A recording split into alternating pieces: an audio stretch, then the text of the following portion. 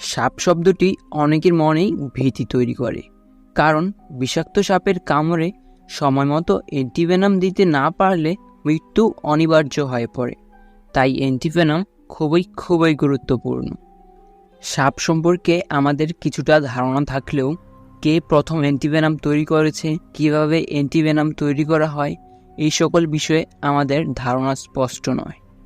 তাই এই সকল বিষয়সহ সাপের বিষ কত প্রকার, মেডিকেল সেক্টরে সাপের বিষের গুরুত্ব এবং কী হবে যদি কেউ সাপের বিষ পান করে ফেলে, এই ধরনের প্রশ্নের উত্তর নিয়ে আজকের ভিডিওটি সাজানো হয়েছে। সাপের বিষ বা ভেনম মূলত hydrocarbon, lipid, protein, amino acid সহ ইত্যাদি যৌগের মিশ্রণ।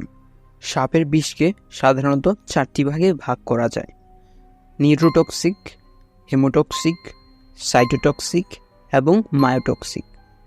নিউরোটক্সিক ভেনম সাধারণত আমাদের নার্ভ সিস্টেমকে ধীরে ধীরে দুর্বল করে দেয়, যার ফলে আমাদের মস্তিষ্ক ভালোভাবে কাজ করতে পারে না এবং নিউরোট্রান্সমিট সিস্টেম অকেজো হয়ে পড়ে, পরিশেষে মৃত্যু। হেমোটক্সিক ভেনামের ফলে রোগীর দেহের ভিতর ও বাইরের বিভিন্ন স্থান থেকে রক্ত ঝরতে থাকে, এমনকি অর্গান ফেইলার যেমন কিডনি নষ্ট হয়ে যায়, যার ফলে রোগী মৃত্যুর কূলে ঢলে পড়ে। সাইটোটক্সিক ভেনাম দেহের কোষকে নষ্ট করে দেয়। সাইটোটক্সিক ভেনামের অপর নাম কার্ডিওটক্সিক ভেনাম। এই ভেনামের প্রভাবে হৃৎপিণ্ডও অকেজো হয়ে পড়ে। মাইটোটক্সিক ভেনাম মানবদেহের মাসেল বা পেশিকে আক্রমণ করে, ফলে ধীরে ধীরে রোগী প্যারালাইসিস হয়ে পড়ে। আবার কিছু কিছু সাপের বিষ একাধিক ভেনামের সমন্বয়ে গঠিত, যা খুবই বিপজ্জনক হয়ে থাকে। বাংলাদেশের সবচেয়ে বিষাক্ত সাপ হলো রাসেলস ভাইপার। এই সাপটি হিমোটক্সিক ভেনম নির্গমন করে। এর এক ছোবলে যে পরিমাণ বিষ নির্গত হয় তাতে 22 জন মানুষের মৃত্যু সম্ভব। আর ভারতের সবচেয়ে বিষধর সাপ হলো কমন ক্রিট বা কালাত সাপ। তবে পৃথিবীর সবচেয়ে ভেনোমাস স্নেক হলো ইনল্যান্ড টাইপান, যা মধ্য অস্ট্রেলিয়া দেখা যায়। এই সাপের এক কামড়ে যে পরিমাণ বিষ থাকে তাতে 100 মানুষের মৃত্যু সম্ভব। তাই এটিকে সবচেয়ে বিষধর সাপ বলা হয়। আলবার্ট ক্যামলেট নামক একজন ফ্রেঞ্চ সায়েন্টিস্ট প্রথম অ্যান্টিভেনাম তৈরি করেছিলেন। তিনি 1890 সালের দিকে লুই পাস্তুর আমন্ত্রণে একটি ক্যাম্পেইনে এসেছিলেন, যেখানে জলাতঙ্ক এবং গুটি বসন্তের টিকা দেওয়া হতো। সেখানে তিনি কোবরার বিষের ভয়াবহতা দেখতে পেলেন এবং পরবর্তীতে তিনি সাপের বিষের প্রতিষেধক তৈরি করার চেষ্টা শুরু করেন। প্রথমে তিনি একটি খরগোশে অল্প পরিমাণ 0.03 মিলিগ্রাম কোবরা ভেনাম ইনজেক্ট করেছিলেন।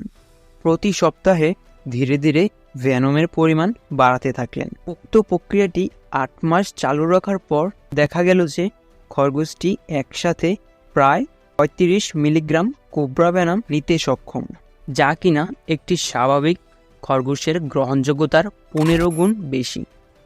ক্যামলেট বুঝতে পারলেন খরগোশটির দেহে অ্যান্টিভেনাম তৈরি হয়েছে। তারপর তিনি ওই খরগোশটি থেকে অ্যান্টিবডি নিয়ে অন্য একটি খরগোশে ইনজেক্ট করলেন, পাশাপাশি মারাত্মক কোবরা ভেনামও ইনজেক্ট করলেন। কিন্তু খরগোশটি সম্পূর্ণ সুস্থ ছিল, এর কিছুই হয়নি। এটিই ছিল প্রথম অ্যান্টিভেনাম বা অ্যান্টিভেনিন। বর্তমান সময়ে অ্যান্টিভেনাম তৈরি করার জন্য সাপ থেকে বিষ সংগ্রহ করা হয়।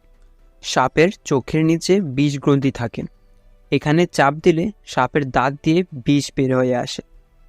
আগে সাপের বিষ দাঁত পিছনের দিকে ছিল, তবে শিকার করার সুবিধার্থে কিছু কিছু সাপের দাঁত এখন সামনের দিকে চলে এসেছে।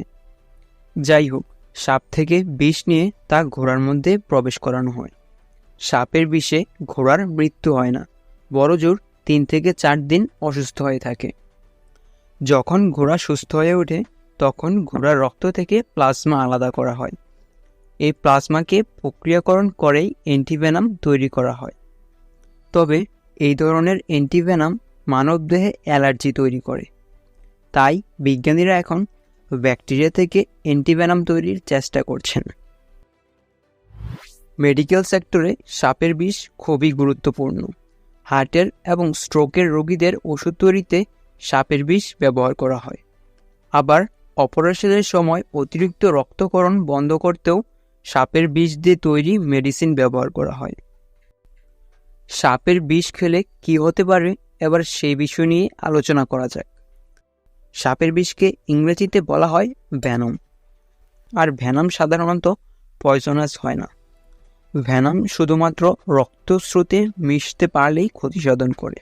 তাই কেউ সাপের বিষ খেয়ে ফেললে পাকস্থলীতে থাকা অ্যাসিড যদি ওই বিষকে হজম করতে সক্ষম হয় তাহলে কোনো ধরনের দুর্ঘটনা ঘটবে না।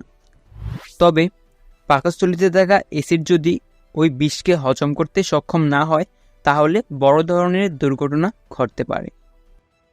এক্ষেত্রে আরেকটি বিষয় মাথায় রাখা প্রয়োজন। যদি কারোর মুখ, অন্ননালী এবং পাকস্থলীতে ঘা থাকে তাহলে সাপের বিষ সেখান দিয়ে রক্তস্রোতে মিশে যেতে পারে এবং দেহে বিষক্রিয়া ঘটাতে পারে। সাপের বিষ নিয়ে এখনও গবেষণা চলছে, তাই আমাদের সাধারণ মানুষের উচিত সাপের বিষ থেকে যথাসম্ভব দূরে থাকা। আজ এই পর্যন্তই। আশা করি আজকের ভিডিওটি ভালো লেগেছে। ভালো লেগে থাকলে লাইক, কমেন্ট এবং বন্ধুদের সাথে শেয়ার করতে পারেন। চাইলে কিউরিয়াস চ্যানেলটিকে সাবস্ক্রাইব করে পাশে থাকতে পারেন। মহাবিশ্বের সবচেয়ে উন্নত সভ্যতা সম্পর্কে জানতে চাইলে এই ভিডিওটি দেখতে পারেন।